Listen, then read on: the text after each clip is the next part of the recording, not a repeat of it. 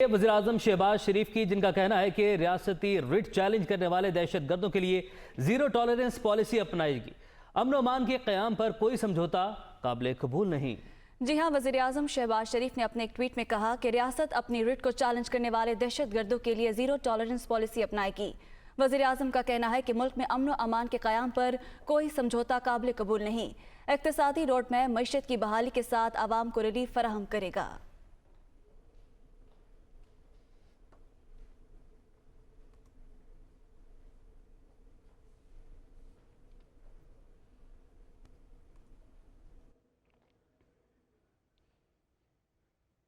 कौमी सलामती कमेटी ने कहा है कि रियासत पाकिस्तान मुल्क दुश्मनों से पूरी ताकत से निपटेगी। पाकिस्तान की सलामती पर कोई समझौता नहीं किया जा सकता। पाक सरजमी के एक एक इंच पर रियासत की मुकम्मल रिट बरकरार रखी जाएगी।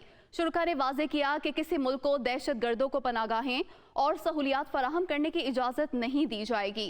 इसी हवाले से रिपोर्ट करेंगे जावेद हुसैन।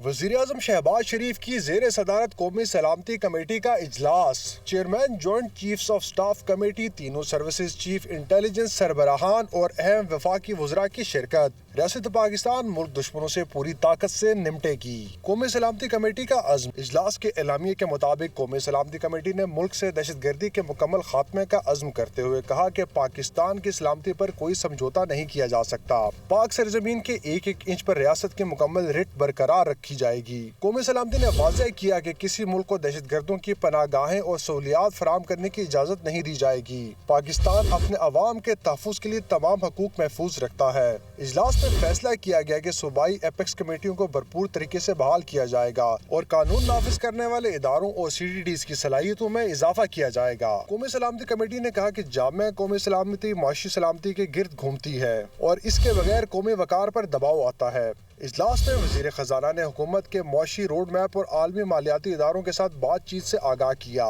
कौमी सलामती कमेटी ने मईशत को मजबूत बनाने के लिए ठोस इक़दाम पर इत्तफाक किया और गैर कानूनी करेंसी के अखराज और हवाला के कारोबार की रोकथाम के लिए तजावीज़ दी।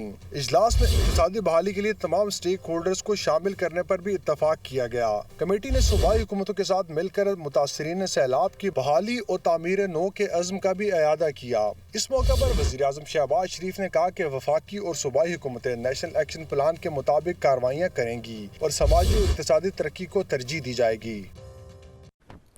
कराची का रुख करते हैं। सिंध हुकूमत और हल्का बंदियों के खिलाफ एहतजाज की तैयारी। MQM का आइंदा हफ्ते कराची में एहतजाजी मुजाहरे का फैसला। PHP को भी MQM एहतजाज में मदऊ करेगी। मुत्तहिदा क़यादत मुजाहरे की दावत देने PHP के पास जाएगी। बल्दियाती हल्का बंदियों पर MQM की ऑल पार्टीज कॉन्फ्रेंस भी मुतवक्के है। तो सिंध हुकूमत और हल्का बंदियों के खिलाफ एहतजाज की तैयारी की जा रही है। MQM आइंदा हफ्ते कराची में एहतजाजी मुजाहरे का फैसला करेगी, जबकि PHP को भी MQM एहतजाज में मदऊ करेगी। तो कराची में हुकूमती इत्तेहादियों के इजलास की अंदरूनी कहानी सामने आ गई। MQM ने 75 हल्कों पर एतराज़ करते हुए मुतालबा किया कि इन हल्कों को तकसीम करके मजीद बल्दियाती हल्के बनाए जाएं। पीपल्स पार्टी ने 75 में से 57 हल्कों पर एतराज़ तस्लीम किया। साबिक सदर आसिफ अली जरदारी ने एतराज़ात तस्लीम करते हुए MQM से चंद रोज़ का वक्त मांग लिया है। ज़राए के मुताबिक पीपल्स पार्टी आइंदा चंद रोज़ में MQM के साथ दोबारा बैठेगी। 75 हल्कों में दीगर हल्कों की निस्बत वोटर्स की तादाद 2 से 3 गुना ज़ायद है। MQM ने मुतालबा किया है कि इन हल्कों को तकसीम करके मजीद बल्दियाती हल्के बनाए जाएं। इमरान खान, असद उमर और फवाद चौधरी के खिलाफ तौहीन इलेक्शन कमीशन केस का तहरीरी फैसला जारी। सुप्रीम कोर्ट की इमरान खान के खिलाफ तौहीन इलेक्शन कमीशन की कार्रवाई जारी रखने की हिदायत।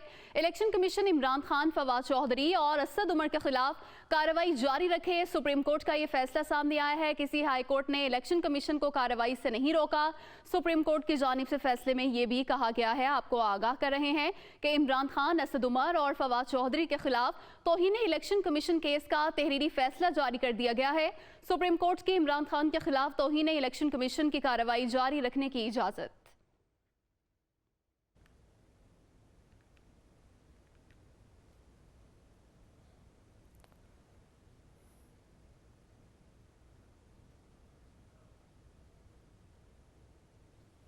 आगे बढ़ते हैं। पंजाब के सियासी महाज पर चेयरमैन पीटीआई इमरान खान सरगर्म हैं। पंजाब के महाज पर आइंदा क्या इकदाम होंगे, इमरान खान ने इजलास तलब कर लिया है।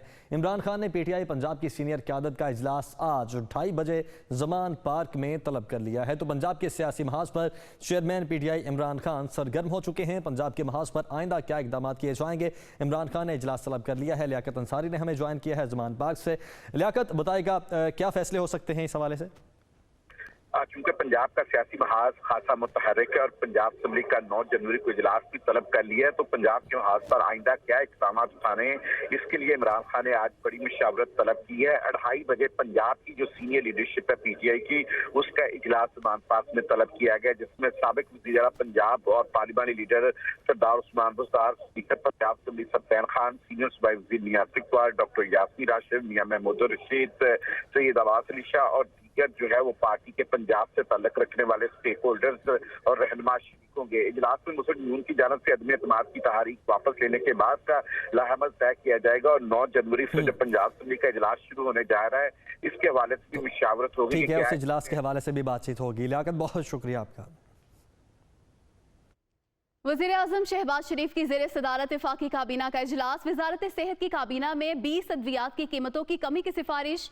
पीटीआई हुकूमत ने अद्वियात की कीमतों में 700% तक इजाफा किया।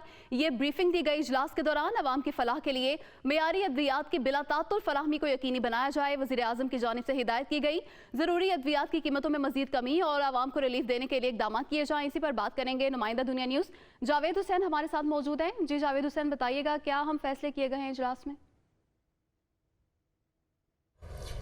जी बिल्कुल, वफाकी काबीना का इजलास वज़ीर-ए-आज़म शहबाज शरीफ की ज़ेर सदारत वज़ीर-ए-आज़म हाउस में जारी है और 4 नुकाती एजेंडा है जिस पर गौर किया जा रहा है, जिसमें 2 नुकात जो हैं वो वजारत सेहत से मुतालिक हैं और वज़ीर सेहत अब्दुल कादिर पटेल जो हैं वो इस एजेंडे पर ब्रीफिंग दे रहे हैं। उन्होंने ये बताया है कि 20 ज़रूरी अद्वियात जो कि कैंसर, आँखों और ज़रूरी अद्वियात हैं उनकी कीमतों में कमी से मुतालिक जो है वो आज सिफारिश की जा रही है काबीना में, और एक जो हार्डशिप दवा है उसकी कीमत में इजाफे के हवाले से सिफारिश रखी गई है वफाकी काबीना के इजलास में।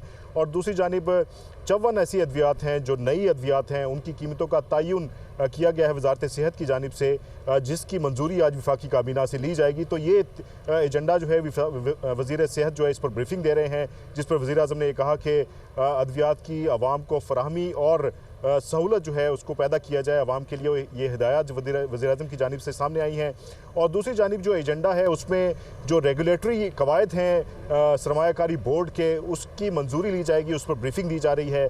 और इसी के साथ साथ जो पार्लियामेंटेरियंस की डायरेक्टरी है, टैक्स डायरेक्टरी 2020, उसके इजरा की मंजूरी भी वफाकी काबीना से ली जाएगी। इसी के साथ साथ जो ज़राए हैं उन्होंने बताया कि गुज़िश्ता रोज़ जो MKM के तहफ़्फ़ुज़ात से मुतालिक एक मुज़ाकरात और इजलास हुआ बिलावल हाउस कराची में, उस हवाले से भी गौर किया जा रहा है कि MKM के जो तहफ़्फ़ुज़ात हैं, मुतालबात हैं, उस पर आइंदा की क्या हिकमत अमली हो सकती है, ये भी वज़ीर आज़म अपने जो इत्तेहादी वुज़रा हैं उनके साथ मुशावरत कर रहे हैं।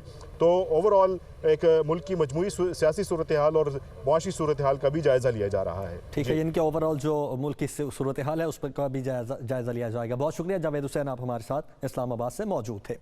आगे बढ़ते हैं। आपको बताएं कि वज़ीर आज़म के मुआविन ख़ुसूसी अता तारड़ ने कहा है कि वज़ीराबाद वाक़े की GIT गैर कानूनी है, बगैर FIR लोगों को उठाया जा रहा है, मुकदमा दर्ज किए बगैर पकड़ धकड़ ख़तरनाक रिवायत है, पुलिस इख्तियारात का नाजायज़ इस्तेमाल कर रही है, पंजाब में अरबों रुपए की करप्शन हो रही है, कोई पूछने वाला नहीं है।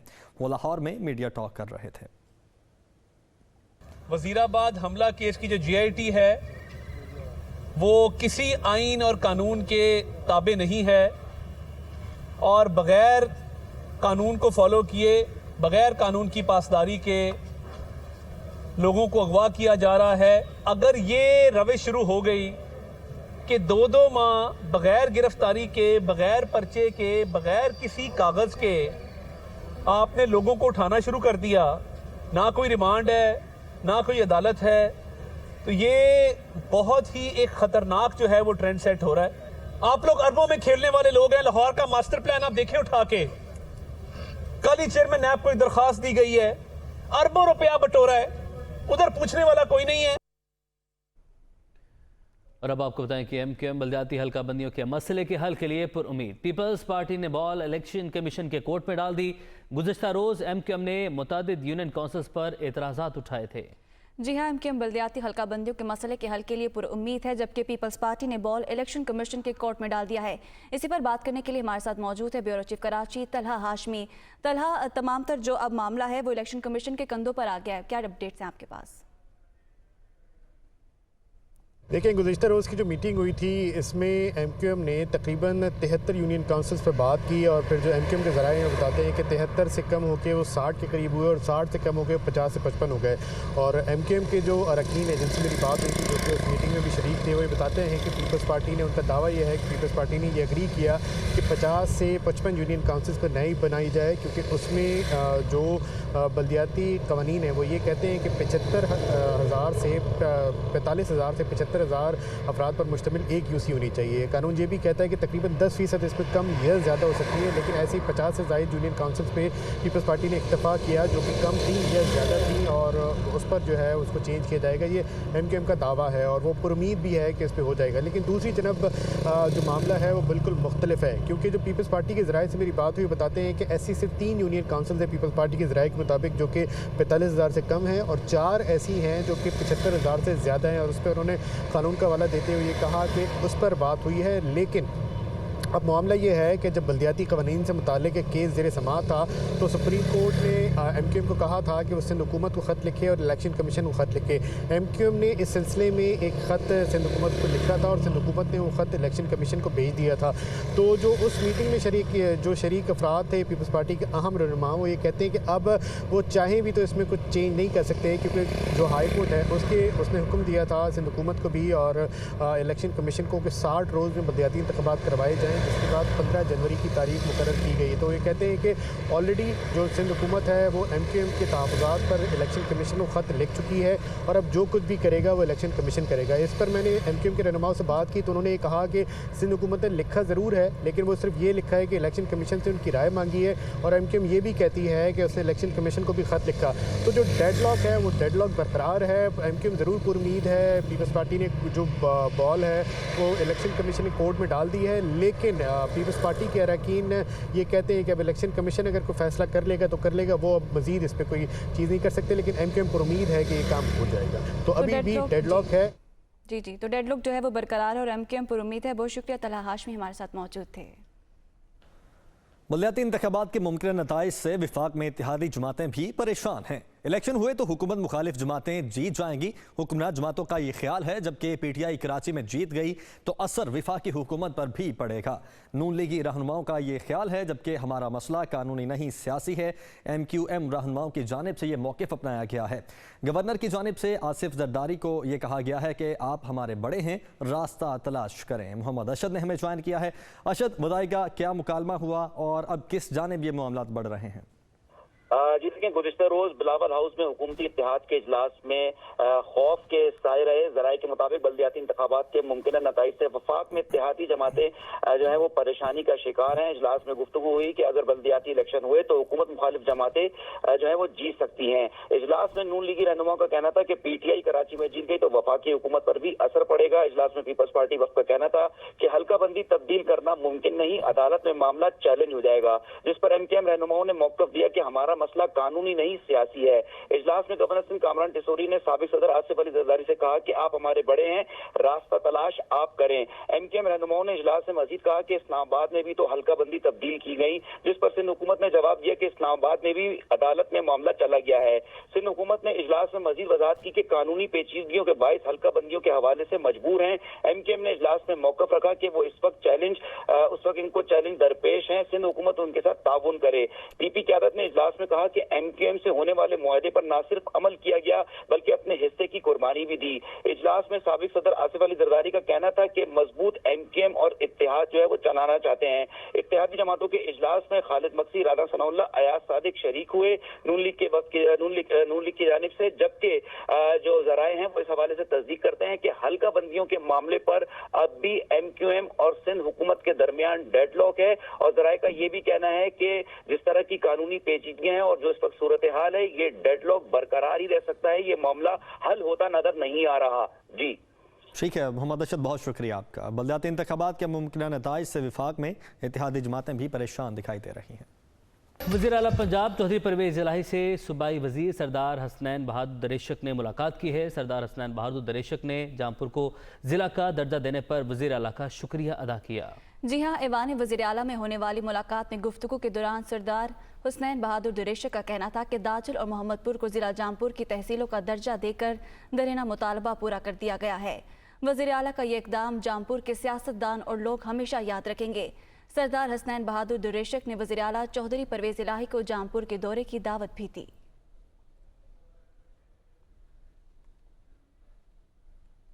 लाहौर हाई कोर्ट ने पंजाब में लोकल गवर्नमेंट की मंजूरी के बगैर MNAs और MPAs को जारी होने वाले तरक्याती फंड्स गैर आईनी करार दे दिए हैं। अदालत ने अपने फैसले में करार दिया कि लोकल गवर्नमेंट की मंजूरी के बगैर MNA और MPAs को तरक्याती फंड्स जारी करना न सिर्फ आइन बल्कि जमहूरी अक़दार के भी खिलाफ है। ऐसे तरक्याती फंड्स को जारी करने का मकसद वोटर्स को मुतासिर करना है, जो कि गैर मुनसिफाना है।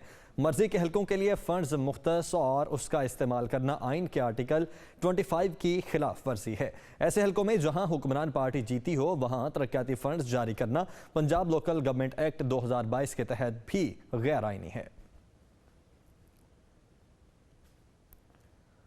खैबर पख्तूनख्वा के सरकारी हेलीकॉप्टर के बिल का ये मामला है। अपोजिशन जमातों को हेलीकॉप्टर बिल के खिलाफ अदालत से रुजू करने का फैसला। हेलीकॉप्टर बिल में सिर्फ एक शख्सियत के लिए तरमीम की गई। अपोजिशन जमातों की जानिब से ये कहा जा रहा है और बिल के तहत हेलीकॉप्टर के गुज़श्ता 14 सालों में इस्तेमाल की पूछगछ नहीं होगी। हुकूमत की बदनीयती अदालत में साबित करेंगे। अपोजिशन जमातें इस बात का इरादा कर रही हैं, तो अपोजिशन जमातों का हेलीकॉप्टर बिल के खिलाफ अदालत से रुजू करने का फैसला सामने आया है। समीन जान इस वक्त हमारे साथ मौजूद हैं। समीन, बताएगा क्या मामला है? ये सरकारी हेलीकॉप्टर का बिल का मामला है और अपोजिशन जमातों ने हेलीकॉप्टर बिल जो मंजूर हुआ है उसके खिलाफ अदालत से रिज्यू करने का फैसला किया है। कानूनी माहिरीन से मुशावरत भी मुकम्मल कर ली और तमाम तैयारियां जो अपोजिशन तफसीली केस के हवाले से जो इसका ऑफिशियल गजट जारी होगा उसी दिन जो है ना वो रिट जो है ना पेशावर हाई कोर्ट में जमा कराई जाएगी। इस हवाले से अपोजिशन के जो ANP के रुकन असम्बली है और बार कौंसिल के नायब सदर खुशदिल खान से भी इस बारे में बात की, तो उन्होंने भी इसकी तस्दीक कर दी कि अपोजिशन जमातों ने खैबर पख्तूनख्वा असम्बली में तमाम तैयारियां मुकम्मल कर ली हैं और केस जो है ना वो अनकरीब ही जो ही गजटेड ऑफिशियल गजटेड आ जाएगा बिल का, तो जो ही वो दायर करेंगे। उन्होंने ये भी केस भी जल्द ही दायर किया जाएगा। ज़मीन, बहुत शुक्रिया आपका।